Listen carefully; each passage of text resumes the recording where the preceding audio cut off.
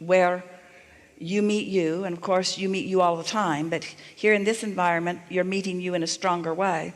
So what is it that you want to proclaim? What impulse is flowing through you? Everything seems to work out for me, a little at a time. It's just something that you know. It's something that I have observed from listening. So you don't worry about the timing of it, you trust the timing of it. I trust it, yeah, 100%. And when an impulse comes, is that the indication to you that the timing for at least this impulse is now? When I ponder a thought and it comes to pass in a positive way by clarifying it, then I count that as it worked out. So do you wait for the manifestation to confirm the impulse, or are you getting better at acknowledge the impulse even before? Can you feel more and more what is going to work out in a stronger way? What we're asking is, do you believe that you are getting better at focusing? In other words, because this is what we want you to hear from us. This is what we feel so strongly around you.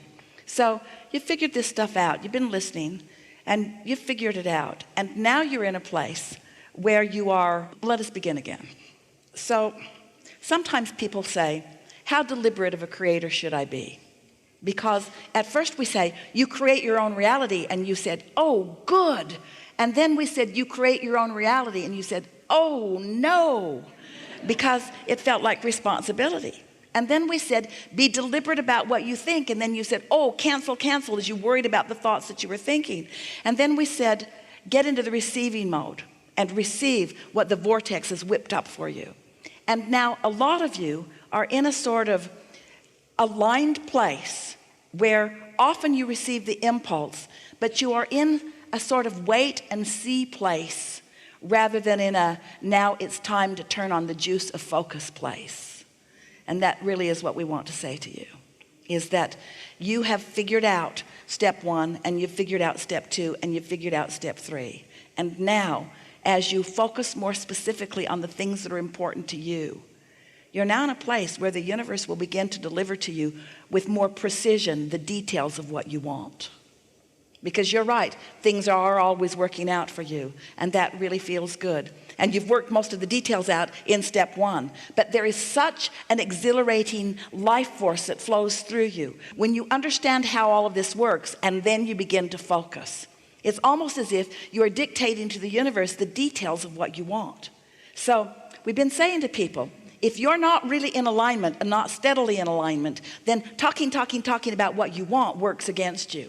But if you are steadily in alignment, if you are trusting the laws of the universe, and you are feeling good about your own worthiness as you are, then the more detail you give to the specifics about what you want, the more satisfying the experience is.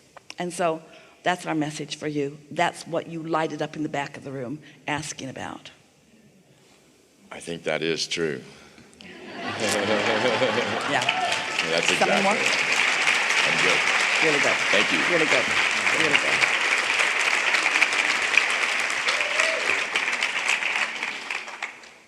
Do you like being the creator of your own experience? Yes. Do you like being the accidental creator of your own experience? Do you like being the deliberate creator of your own experience? You like being aware of what you're creating? You like that hands-on feeling? I had a really wonderful interaction with my kids this morning. They have started to be interested in listening to the Getting into the Vortex meditations. My daughter said something hilarious that I wanted to share with you, which is that she said, Papa, I don't understand any of this, but it's sure fun to listen to.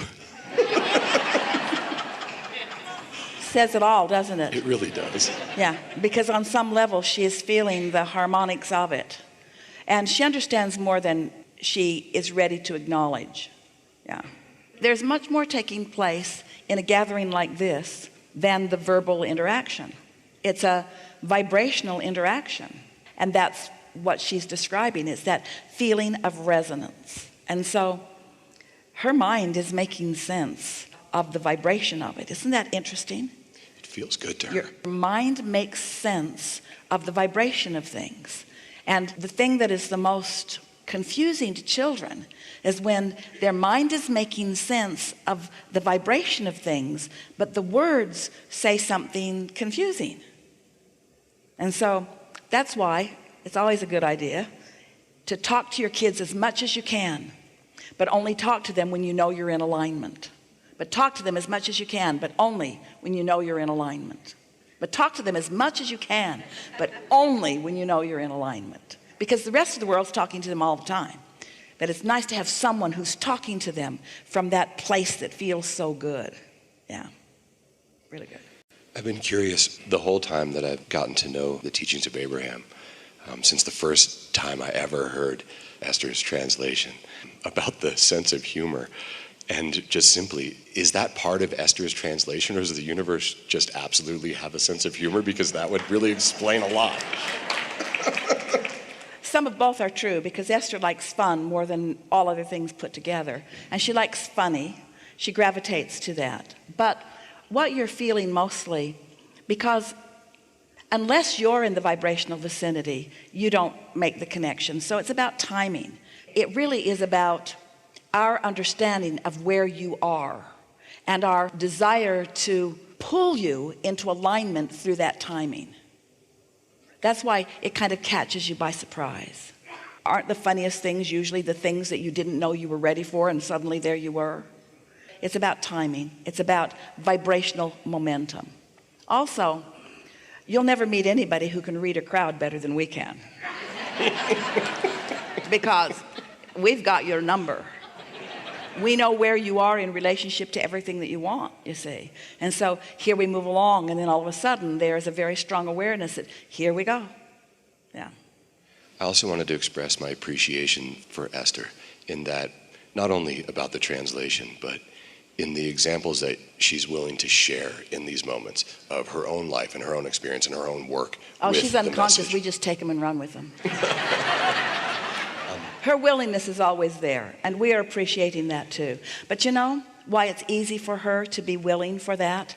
Because she rests mostly in the vibration of alignment with us. So she has that delicious place of knowing our love and appreciation only for her.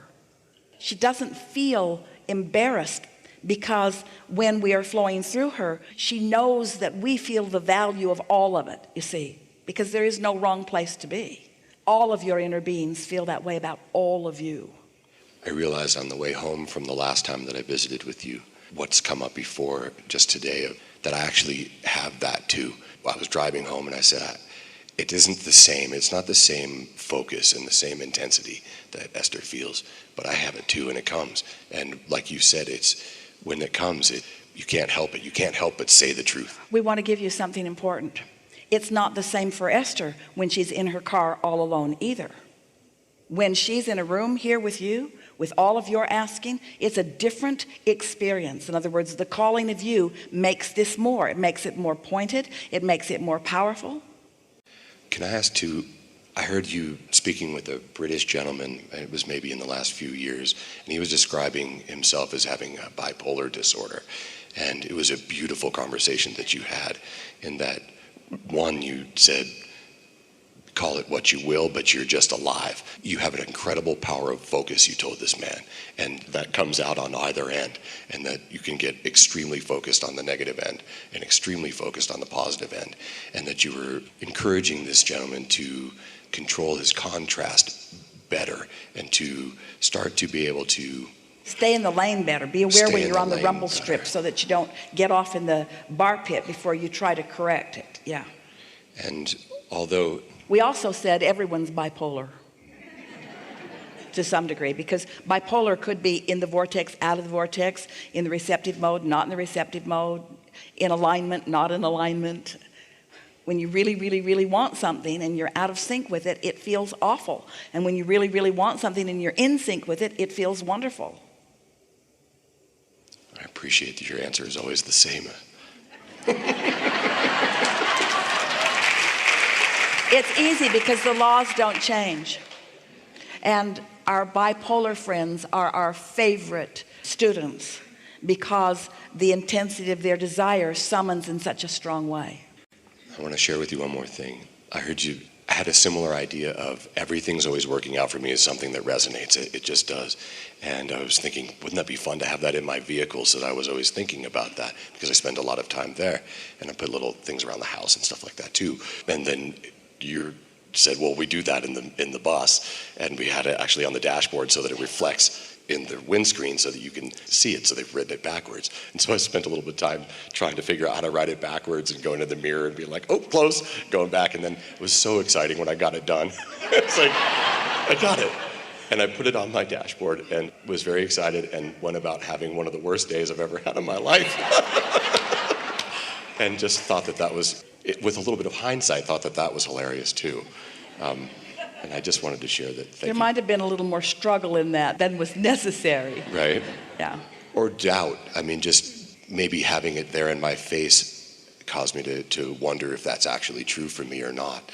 And it's true, but it's often difficult to avoid doubt if you've trained yourself toward experiencing doubt. When you can step back a little bit from that and acknowledge everything is always working out for me no matter how it looks. Because I'm putting something in the vortex at a minimum, and source energy is working on it also. And so it is all working out for me, whether I'm in the receptive mode of it or not. It is working out for me, whether I'm in the receptive mode of it or not. It is all working out for me, whether I'm in the receptive mode or not. Ooh, I'm in the receptive mode. Now I can really feel and really witness how it's working out for me. And so it's helpful to know that whether you can see it or not, it is always working out for you. And then, if you really want to play it a way that will serve you so well, everything is always working out for me and you. It's always working out for me and you. So then Esther is thinking, okay, I like the idea that it's working out for me, and I love the idea that it's working out for others, but what if we are not working out very well together? Then it's working out for you because you go that way and you go that way. The universe is never saying that it has to work out in this particular way. It is always working out. And you're right, it does take a level of trust.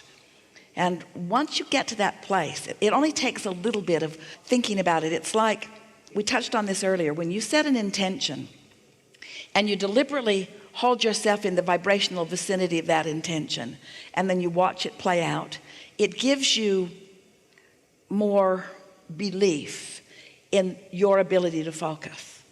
But when you want something and it's not working out, and that's what you're noticing, then it takes your belief away that things are working out for you. But knowledge of the way the universe works, all the doubt away. You could say things are always working out for me, but I'm holding most of the good stuff off for later.